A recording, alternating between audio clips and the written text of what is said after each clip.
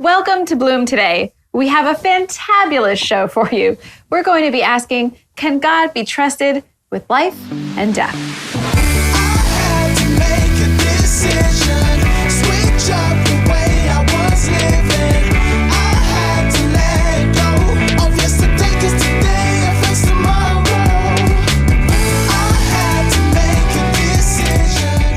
We talk about internal and external brokenness and how you can heal so that you can use the fertilizer of your past to bloom today.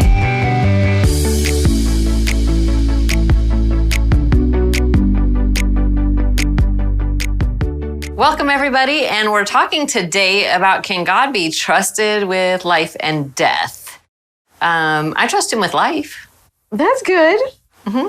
It's a good starting point. Not death, though. Not.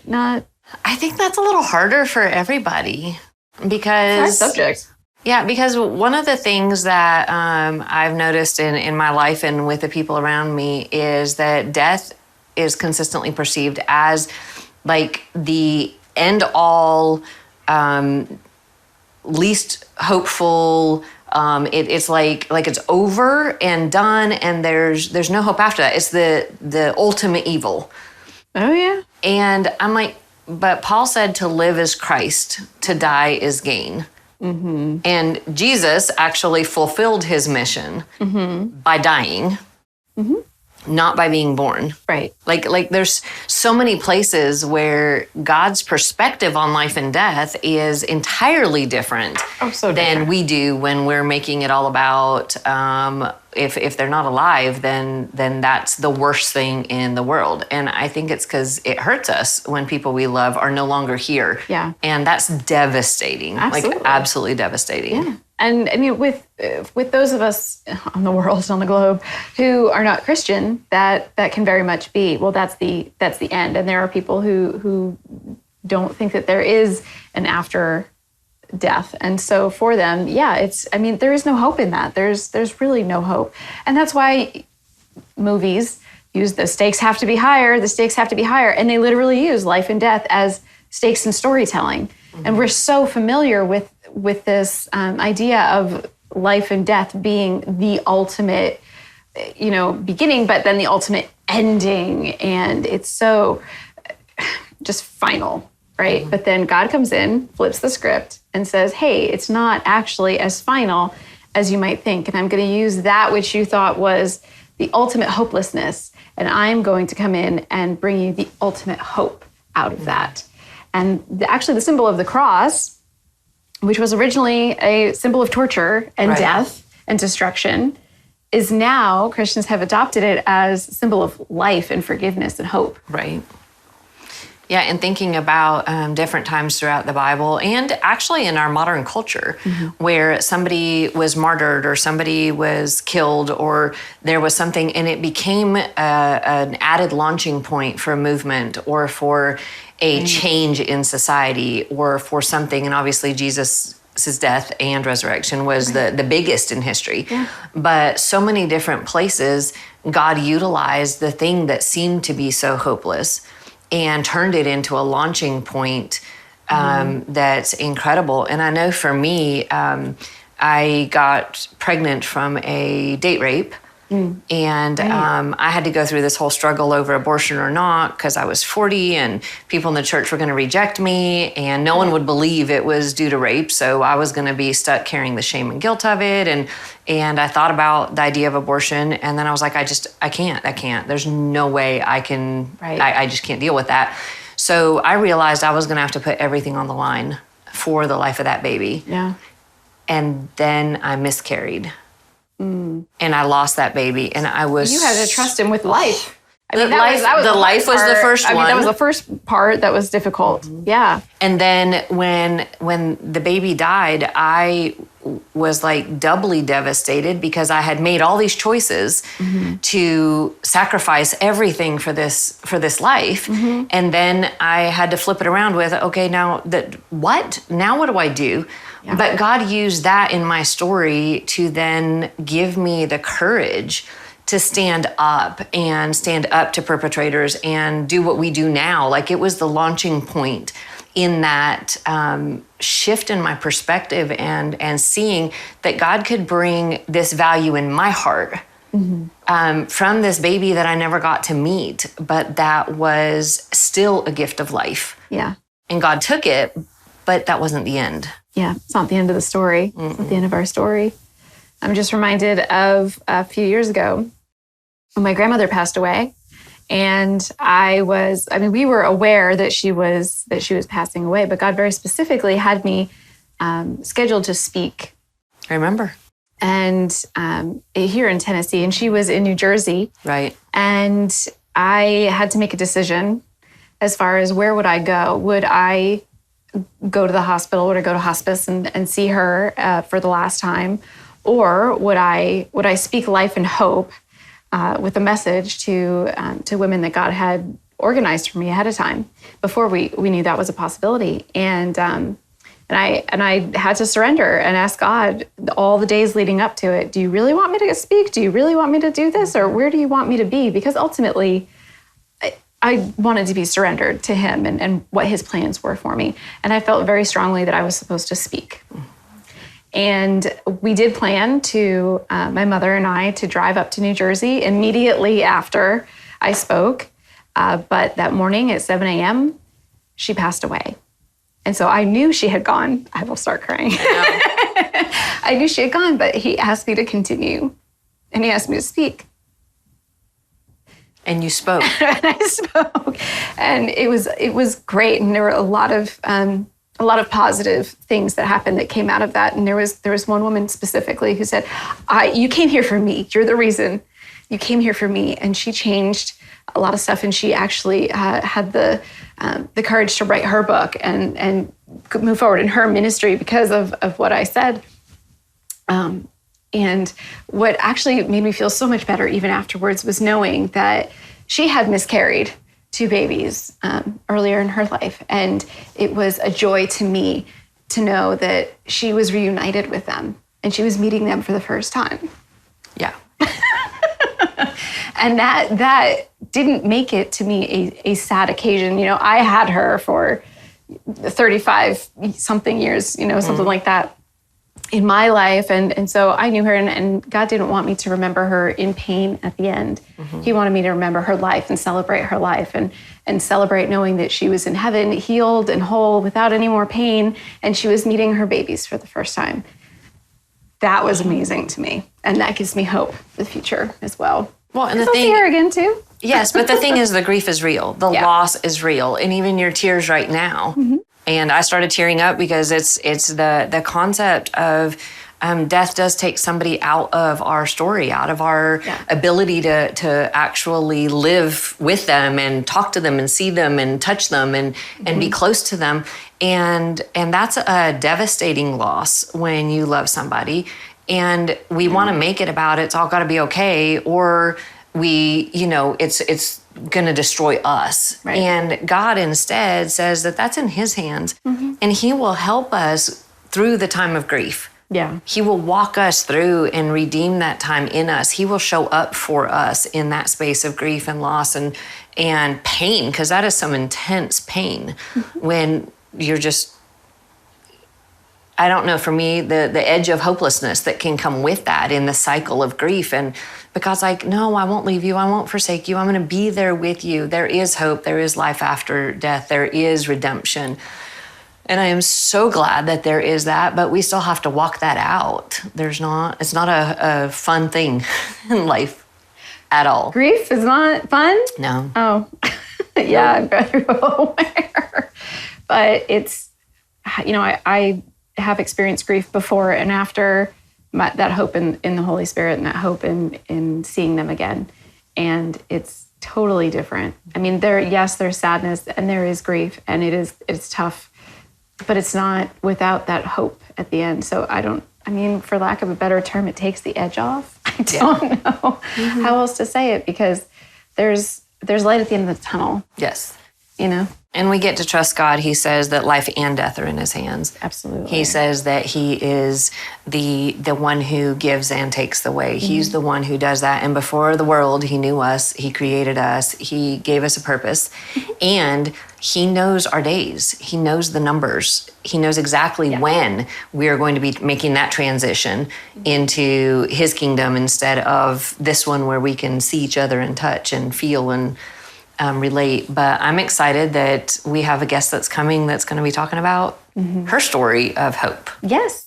Elizabeth Garrett, who has some experience with this topic as well. And she's an editor, and she's actually worked with us with Bloom in the Dark. So excited. She's I'm awesome. excited to bring her on and to have her share her story of hope with us today.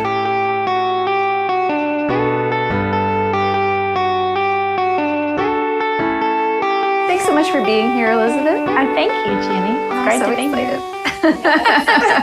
And thank you for all of the support and work that you've put into Bloom in the Dark as well.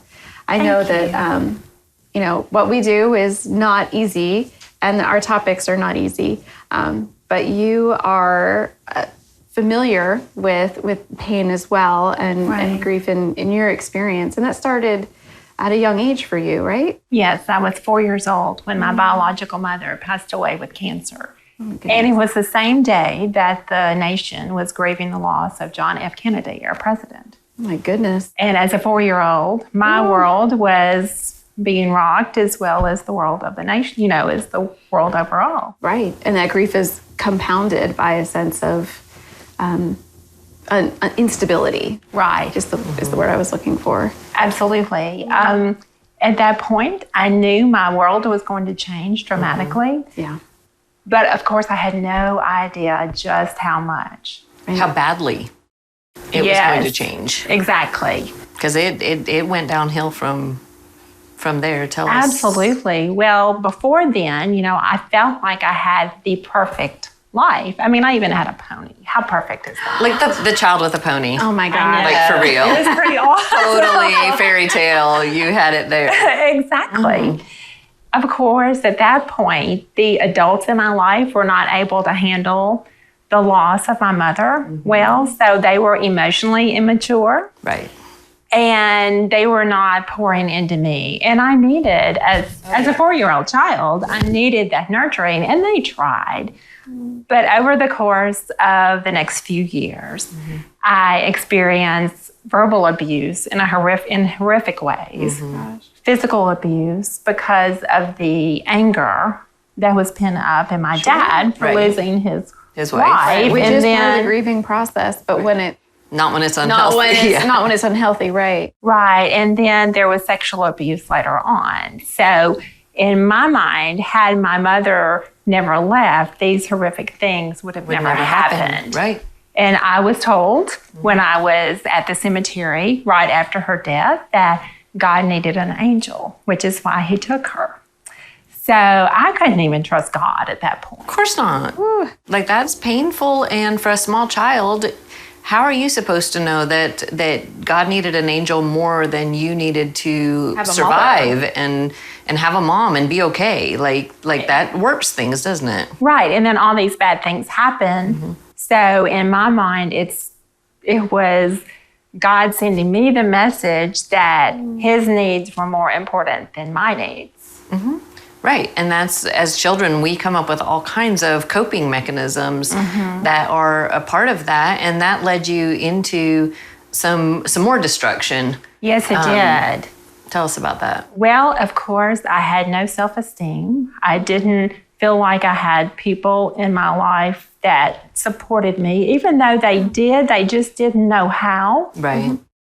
And everything was always my fault. Anything that ever happened and how it ended up being that way, I have no idea. But I became an overachieving perfectionist because I tried to make everybody happy, to hold it all together, to make everything perfect. But no matter what I did, it wasn't enough. And I mean, and they were really deflecting their own mess and their own pain and making it your fault so they didn't have to deal with whatever it was they were dealing with. Exactly. Gosh, but I can see how that would put you into a place. Oh, well, if it's my fault, I have to keep achieving. I have to keep going. Right. And of course, I didn't even feel worthy of being part of God's kingdom. I had convinced myself that, well, and you know how the enemy gives us those half-truths. Well, the half-truth was true, that I could not do anything to earn God's grace. Because you really can't. Right. But he was twisting it into something that was hopeless for you. And then that landed you in a marriage. Right. My first marriage, I was married to an alcoholic because, again, my self-esteem was very low. And I was very codependent and didn't realize it. And we don't know anything about that. Except for living it. Yeah, definitely. Right. And after 11 years, we divorced. And of course, I almost took my own life at the end of that marriage. I came very close. I had the gun actually in my mouth. So sorry. Before the marriage ended. And God spoke to me very clearly, saying, it's not worth it. Well, your time wasn't up yet. No, it wasn't. Besides, we needed you. Like, Well, God wasn't and I going to let needed you you go guys. yet. So at that point, I made the decision, I chose life, So proud of you. that I would move forward. And then shortly thereafter, God brought me the love of my life, my second husband, and we've had 20 wonderful years together. And it was amazing how we were very spiritually yoked and grew spiritually by leaps and bounds in our marriage. Right, and that's where we're supposed to stop the story. Happily ever after, right? Of course. Like you arrived, you got the love of your life, God was redeeming things and whatever. Healing was coming in, right. This is all wonderful, and I met you during that time. Exactly. And so it was all of this hope and life. But then I remember getting a phone call telling me that things had changed again for you. Very drastically. And so would you tell us about that? Well, first of all, we did have a storybook marriage. Yes. We were able to build community, be part of our church, our faith community, be a very strong support to our family. And he was a very godly man. And we had moved to North Mississippi to care for my stepmother in her older years. Right. We had sold most everything we had and lived in a camper while our house was being built and had to change doctors. Right. And in the process, my husband's medications were changed. And he didn't take but 2 medications, actually 1, but then they gave him another one. And that actually incited suicide. So the chemical reaction of the drugs reacted badly with him and his own chemical It did. balance. It sparked, that brain chemistry changed. Gosh. And it was, it happened over the course of 6 weeks. And I saw subtle changes happening, but I couldn't put my finger on it. Right. And I did everything I could to try to figure it out, but I just couldn't. No, because you're human. And Right. You cannot read minds. I'm sure he was trying to be as strong as he possibly Absolutely. could. Be okay. Right. Yeah. And be a provider and continue on as best he could. And he was. And at that point, I was basically homeless. I had no money because I had no income because my primary job was to take care of Mom. And I was starting to build my editing business. But the key word is starting. right, because then you lose the provider in the family. And because it was suicide, then there wasn't like life insurance or some other like magic fix to come in and help you. Right. And so then you're dealing with extreme loss and grief and the triggers of having lost your mom and all of these pieces along the way. Exactly. But I know your story enough to know that despite so much devastation, and it just breaks my heart every time I think about your story and what you've walked through, but I have seen you with God showing up. And I would love to hear about some of the ways that God showed up for you in the middle of that just such horrific brokenness. Oh, it's amazing. And now, mind you, Philip's death impacted thousands of people, were heartbroken because in their mind, he was this strong, godly man who all the other men in the faith communities we were part of, they relied on. Yeah. So for such a strong man of God to do something that was so incongruent with God, with what God represents, they just couldn't comprehend. Right. So they poured out all of these people from, several states. They would drive down every Saturday, many Saturdays in a row, to help me, like on an ongoing basis, to help me do whatever needed to happen to get my house finished, because Philip was the contractor on our home. It was a beautiful home, by the way. Thank you. I've gotten to stay there, and it is absolutely beautiful. Well, it was not finished, and all of a sudden, I didn't have any way to finish it. But then I had a team of men from our church and my brother, who was amazing. They all came together and helped me with a plan on getting this house finished. And I had 75-year-old men painting the inside of that house.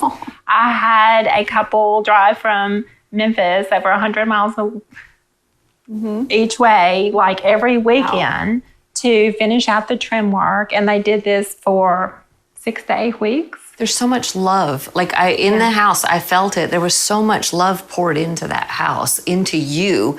Absolutely. Through that project and that house. And I could feel it tangibly when I was visiting and I was there for the weekend. Yes. It was more than $60,000 worth of time and resources that people poured into that.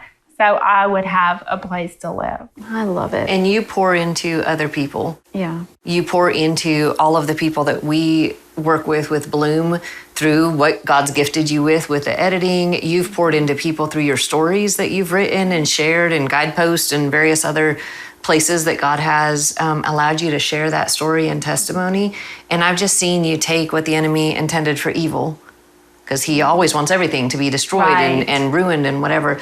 But I have watched you step by step step out in truth and life and clinging to God instead of going into the bitter, ugly, hateful thing that you're justified to do when you're facing that much lifetime devastation and loss and pain. Right. So it's just amazing. Well, it's all God. And what's ironic is, with the death of my mother, my biological mother, she was the one person I felt I could really count on as a child, and who loved me unconditionally. And I know Philip did the same, and I felt the same way about him. And I always had this huge fear of losing him, and then I did. And then it was me and my stepmom, and I know recently lost her just a few weeks ago. And it's just me. I'm so sorry. And my dog. I do have a dog, so I'm not completely alone. Very cute dog. That is. But God has been getting you through this time and supporting you. You have a smile on your face. Absolutely. Well, I know I had such a peace about my mom's passing. It was such a beautiful passing. It could not have been more beautiful, more perfectly timed. So I know God has great things, and that there is hope. There is life after death. Well, and we see you live out the trust God with both life and with death. I happen to be friends with an amazing daughter that God has given you in this process. Absolutely. And that's how I met you in the first place. So yes, it is. He's provided life in a different way for you too, right? Well, he has. And what is so sweet and precious is that his daughter, I call her my bonus daughter, she and her mom, my husband's ex-wife, we had a wonderful time together last weekend at my home. And, it's all to God's glory that we can do that. And I think that in some crazy way, his death has brought us closer together and made our relationship stronger, and even my mother's death, because his ex-wife loved my mother as well. So we have that bond that we've been through the fire together and are being refined. So there's redemption that is coming out of the losses and Absolutely. the damage, and you're such a testimony of that, walking it through. And God's grace is sufficient. That just really resonates with me through this, is that, yes, he gives, he takes away, and this is life, and it's a broken world, and it's not perfect, and it's painful. But really painful. Really painful. But God's grace is sufficient to sustain us throughout if we are leaning on him and we're going to him, and he provides the life, the support as well that we need. Well, and I've always been a planner and a budgeter, and I have learned that no matter if I plan anything, it's not going to work out as planned. And if I budget anything, God has a completely different budget. Yeah. Yes, he does. We're aware of that budget. It's totally different. So I've learned to embrace my imperfection and to rely on God's perfection. Yeah, and just the life of Christ in you and showing in your eyes, and that you're getting the chance to show out there with always encouraging those around you and always being loving and supportive. It is, again, a testimony to the fact that you're walking out that trust in God and you're walking out the belief in what he says, and you have that relationship with him that makes all the difference in the world. Well, and it's amazing how no detail is unlooked by God. He provides every little detail. Like one day I prayed for some friends in my new environment. And that day I met a woman who asked me if I'd like to join her and another friend for a Bible study on the following Saturday. And it's just, connection. Like that. Yes. That's amazing. And I saw a picture of the tree that I was there for it being part of the memorial for your husband, and seeing the picture of the rainbow that God just brought over that, which to me has always signified hope and life. Right. And him showing that to you. So I got to see a picture. That was awesome. Yes. And Philip's ashes are buried under the tree. And we planted it on the 1-year anniversary of his death. Right. When the house was finished. Right. Yes, when I got to stay there. That's amazing. That's so awesome. Yeah. I love it. His grace is sufficient. It is. And he meets us, and he will always continue to do that. As long as we are going to him, as long as we are asking him, what do I need? Can you give that to me? And we are seeking and reaching out. He will give that hope. Well, and even though I do not have these wonderful, amazing people in my life anymore, I have God, and I know that he is so real and there for me every second of the day. Every single And day. he uses the fertilizer of your past to bloom today.